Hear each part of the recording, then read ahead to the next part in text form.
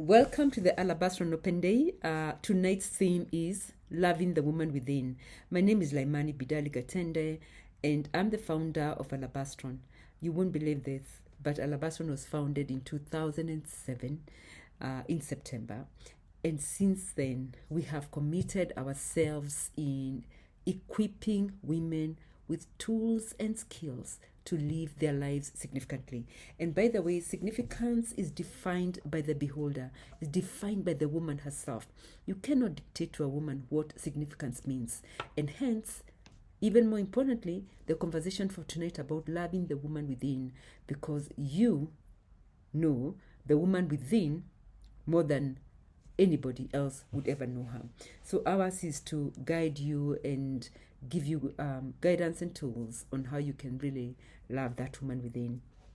So I have always said that Alabastron is anchored in Romans 12 verse 2, which is, do not conform any longer to the patterns of this world, but be transformed by the renewing of your mind. Then you can be able to test and approve God's will, His good, pleasing, and perfect will. So do not conform any longer to the patterns of this world. And in the times that we are living, the patterns of this world about womanhood are just becoming more and more louder.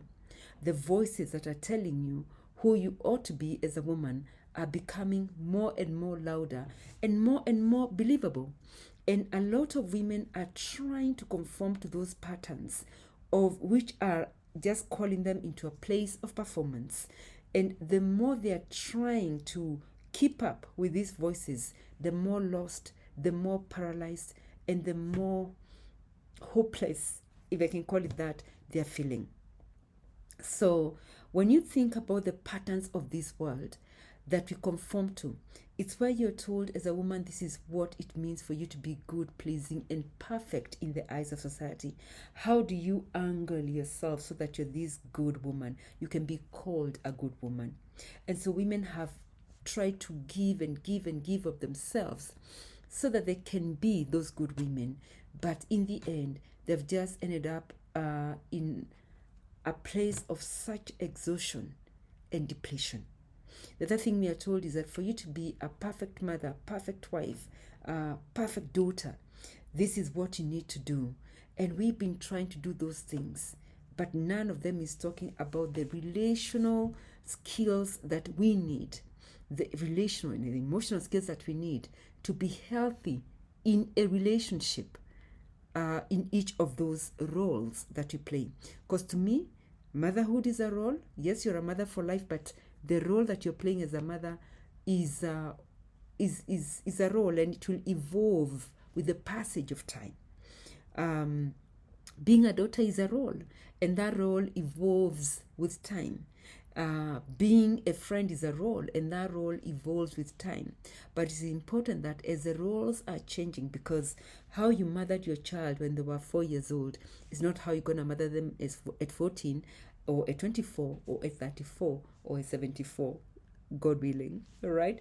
So you need to ensure that who you are within of yourself is so secure and so clear that even as your roles begin to change, as your roles move when you're less needed, less wanted, less consulted, that who you are as an inner woman, the woman within, is not shaken.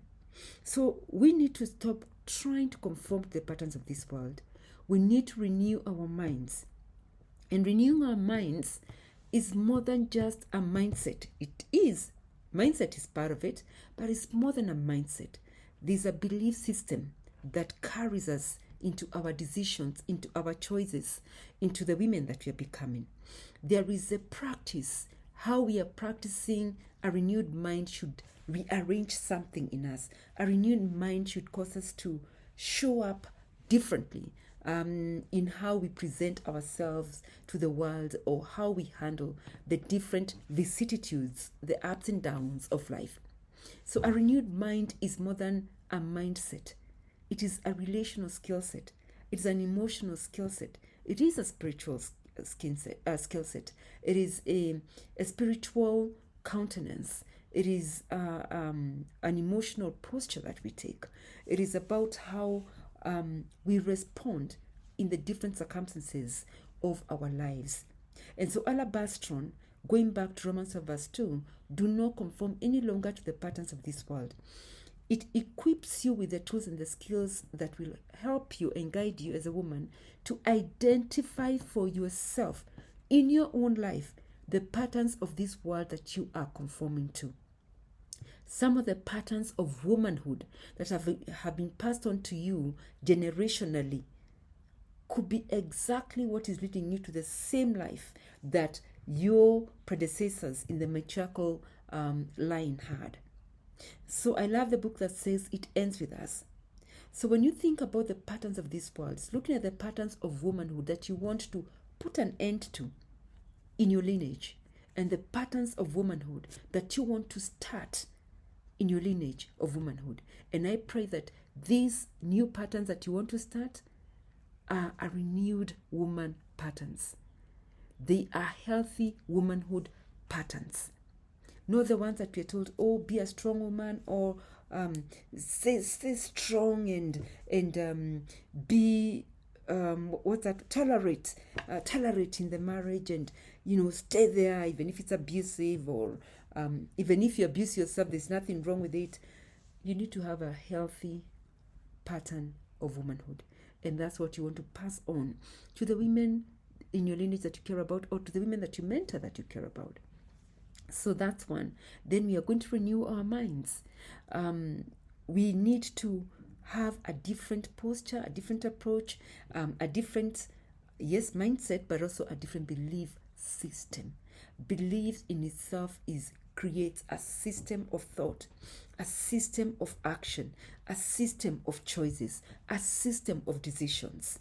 Beliefs do come with a system.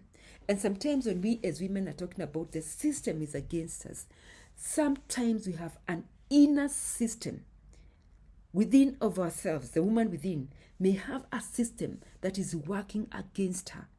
And it's important for us to begin to change that system. So then it doesn't end there. Then we will test and approve what God's will is. His good, pleasing, and perfect will. What does it mean to test and approve God's will? You can't test something you haven't received. It is first to seek it, to open yourself and to receive it. It is to be intentional about, I want to know what God's will for my life is. And the woman within needs that. The peace, the joy, the sense of direction and security that she's desiring, and the love she's desiring. It has to start from within. It's part of God's will. And then you test it and you approve of it. You say, oh, this is working. Testing is a practice space, right? This is God's will for my life. So Alabastron really is, our work has been built around that scripture. And it may look so simple, but let me tell you, it is a lot of work. First of all, to unearth, identify, and begin to name the patterns, and then to sift them through what's healthy, what's unhealthy for me, and then to begin the process of renewing our minds and our inner belief systems, and then to begin to practice that in our daily lives. That is the whole, for the last 18 years, now going on to 19 this year, that's what we have been doing in Alabastron. And that is the work to which I want to invite you. But tonight it's about loving the woman within. And to love the woman within is because love is at the center of everything. Love is God. And if we put God at the center, love at the center, then other things begin to fall into place. Because there is nothing as unfortunate as a woman who already does not love herself. A woman who is so unloved when she gets married. And those are not my words, they are found in scripture. When a woman who is unloved gets married, or a woman who is bitter, a bitter woman who finally gets a husband. Because what you take with you into that relationship is your inner self. It is the state of your inner self. If in that state of your inner self, it is hatred, it is self-hatred, it is despising yourself, it is unlovedness, and you're hoping that this love will be found where you're going, you'll be completely mistaken. Because what you pour into that space is also what you brought in. So it has to start with us loving the woman within. And for us to do that, we need to stop berating her. Stop berating yourself. We need to stop judging her ever so harshly.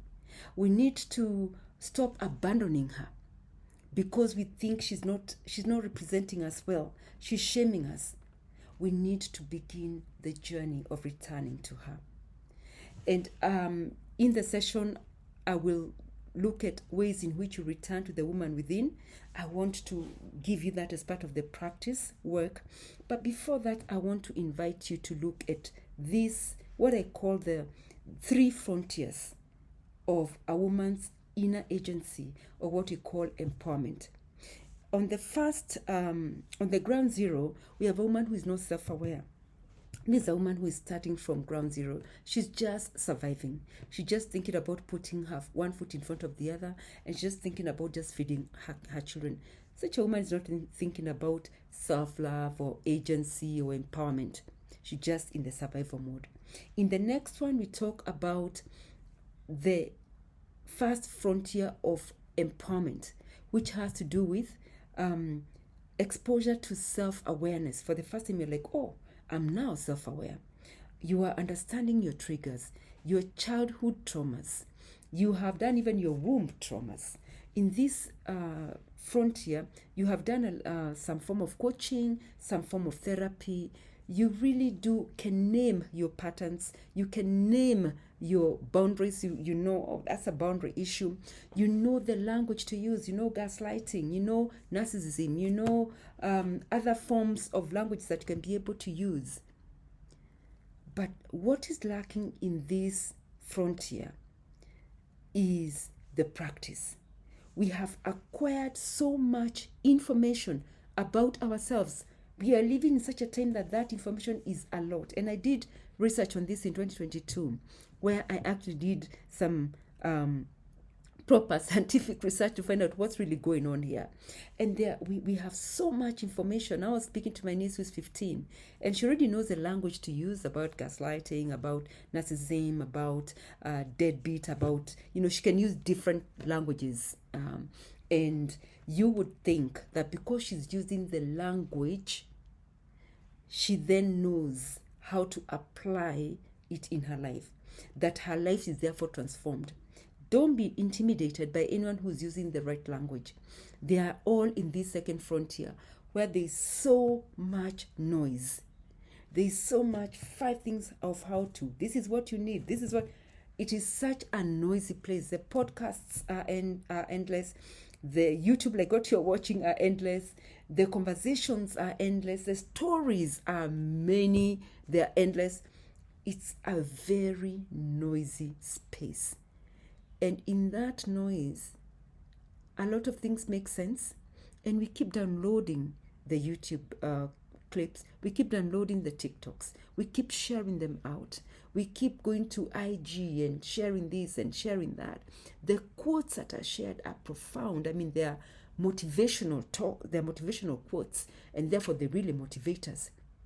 But what is lacking is, how do I take all this and apply it in a way that it transforms my life? We are ending up completely paralyzed because there's too much information, too much noise. So Alabastron is moving you into the next frontier of self-agency or agency, or the next frontier of empowerment. And in this next frontier, this is an embodiment practice space. Is where you practice until something becomes a part of you. I remember a talk that Michelle Obama gave, and she said, life is practice. Yeah, so it's not about what you know in your mind. It's about what you're putting into practice. That's what produces the life that you're living. So it's one thing to know about boundaries. It's another one to put into practice the boundaries.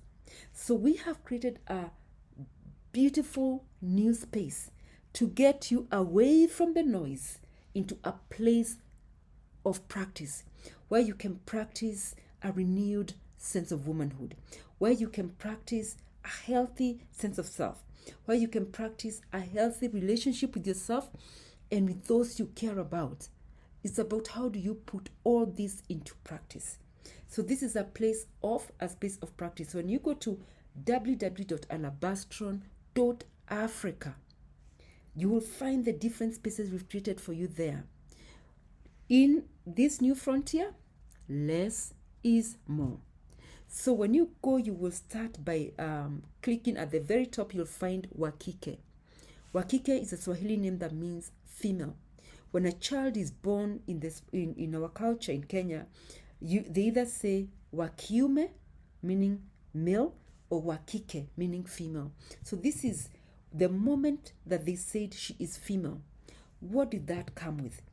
This is about mother, daughter, auntie, niece, stepmom, stepdaughter, or even grandmother and daughter and granddaughter recalibration. We want to recalibrate our beliefs and patterns of womanhood. We want to embrace and embody healthy practices of womanhood. We need to renew our minds about womanhood. We need to look at what we've been passing on in our lineage and begin to renew that. That is what you'll find at the very top. Next to that, you'll find Recrown. Recrown is your space as the woman in this season of life. It is not about you as a mother, as a stepmom, as a daughter. It's you as a woman. How do you ensure that your crown, the jewels, are still on? Because a crown is about returning to the woman within. It's about returning to your inner sovereignty.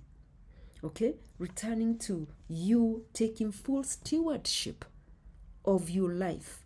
Taking that full stewardship of your life. It's about the woman's inner life. My manual is still operational. It says a woman's inner life and the renewal process. It's about your inner life. And so Recrown will happen next year. Then down you'll see the programs. In the programs, we still have what we call the Alabastron Classic. This has not gone anywhere. This is about you. Part 1 of the Renewing Self program is about healing the woman within. Then part 2 is about building the woman within, building her self-esteem, building her values, it's about rebuilding, reconstruction. And the first part is about healing and renewal. So that is happening next year. It will be happening once a year. Less is more. So we are doing less for more, because what women need is practice. They just don't need more information or to be bombarded with new terminologies. What they want to know is, how can I make my life better? How can I experience my womanhood in a more wholesome way? That's what women want to know. So then on the far right, you'll find the flourishers. The flourishers community. This is very special to me, because this is not for every woman. Flourishers is a space for the woman who is saying, I have the information, I have done a level of inner work, but I'm still finding that in moments that matter, I'm still struggling to put and hold my boundaries in place. I'm still finding that there's still a gap between my sense of independence and me desiring to be in an intimate relationship. So when you scroll down the Flourishers community, you will find we have monthly topics that we cover. We are covering one topic, and not just a topic broadly, but a specific area of that topic. Like, for example, in May, we are talking about the boundary guilt gap. And in this one, we want to look at that boundary in our intimate space. Later on, we may return back to the boundary, but in that space, we may look at boundaries with family or boundaries with parents. But it will be one area of boundary per month so that you can go and put it to practice. Flourishers has got a map of 4 stages. The first one is where you learn and unlearn what we align and agree what we're really talking about. And then we get the self-work to go and look and reflect and think about what we want to put into practice in that area. Then in week 2, we are putting into practice, okay? Really put it on a day and log in and saying, yeah, I've put this and this into practice. I have had this conversation and this is how it went in a very real way. Then week 3 is where you come back, and it's online. By the way, it's online because I want us to reach the women in diaspora as well. I don't want our sisters in diaspora to be left out of this growth space, okay? This flourishing space. So you come back and you're able to, you're put together with other flourishers so you can flourish each other. Because one woman's win can be where you're stuck, and your win could be where she's stuck. And as peers, you're able to flourish each other. Then week 4, yours truly, or one of the Alabastron coaches, will come back and take your questions and help you to help you to get unstuck if you really got stuck in that particular space. So the flourishers is a place of practice. Think of it like a soul gym. Okay, you don't go to the gym by just watching YouTube videos on how to exercise. It's when the difference comes when you actually go and lift that weight and learn how to do it in the right way, using the right form and the right weight for you. So in the same way, this is a soul gym, is a practice gym for women who want to live significantly, for women who want to flourish. Okay? And flourish is an inner state. Thriving is an external state. Thriving is what people see. When they see you, they say, oh, she has a new car, she has a new house, she bought a plot. In Kenya, it's important that you bought a plot, she's bought a plot, she's done her hair well, she looks like she is thriving. It's what people see on the outside and the indicators of success that people look out for. That's not what we're talking about. It is important and it matters, but that's not what this Flourishers is about. Flourishers is about our inner state. Is she flourishing in the inside? When she goes back and connects with the woman within, does she like the woman that she has become? That is Flourishers. So get onto Flourishers, but this is not one of those that you go and leave your name and email address and then we get back to you. No. This is a very intentional space. You join it by application. So go to www.alabastron.africa, then take the time to study. Everything that you need to know is all there. Don't just go through it very quickly. Look at it, understand the kind of woman that the space is for, and then when it comes to applying, there are questions there that you're required to fill out. Fill those questions and then send. And I will see you in the Flourishers community. Now let's come back to loving the woman within. How do you love the woman within? We've talked about don't abandon her, don't berate her, don't judge her.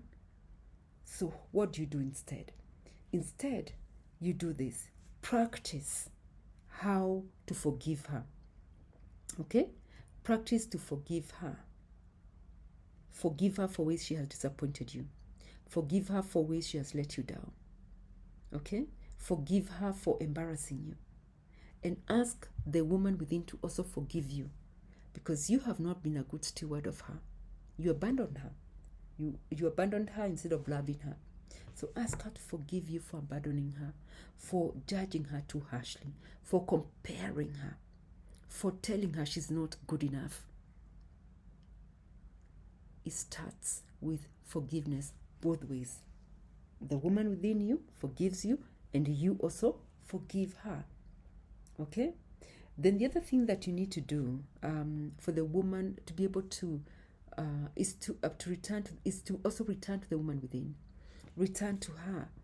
Return to her with love and return to her and like the prodigal son, to embrace her as she is, not when she's finely dressed. When you think about the prodigal son, he wasn't being embraced by the father because he was smartly dressed and impeccable and everything was in place. It is with his torn clothes, in his brokenness, in his repentance. So embrace the woman within as she is, with all her strengths, weaknesses, faults, shortcomings. Just embrace her. Just say, I am here for you. I am now here. We will work through this together. So learning to embrace the woman within is part of it.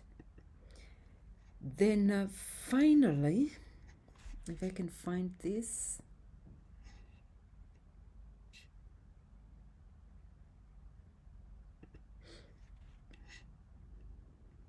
Finally is be her friend. Be her friend for real. Be that friend who speaks to her the way that you would like your friend to speak to you. Be that friend who does not criticize her. Be that friend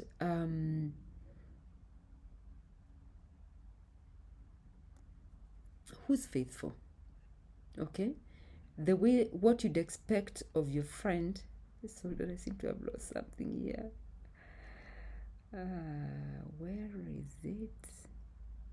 Oh dear Lord. Hold on. Oh, here. So finally, be her friend. Be the kind of friend that she needs.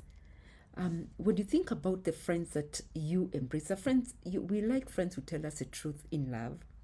We like friends who celebrate us and celebrate with us. We don't like to go where we are tolerated. We like to go where we are celebrated.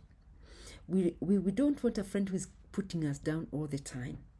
We want a friend who speaks to us kindly and a friend who speaks about us with dignity, even in our absence, right? So be that kind of friend to her. So forgive her, embrace her, return to her, and then be her friend. Those are simple things you can begin to put into practice. You can begin to put those into practice when it comes to loving the woman within. So I'll tell you, go ye forth. Be a good steward to this woman within that God has given you, because there's no one else who she's closer to than you.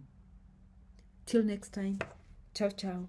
And remember, www.alabastron.africa, and I will see you in the Flourishers community.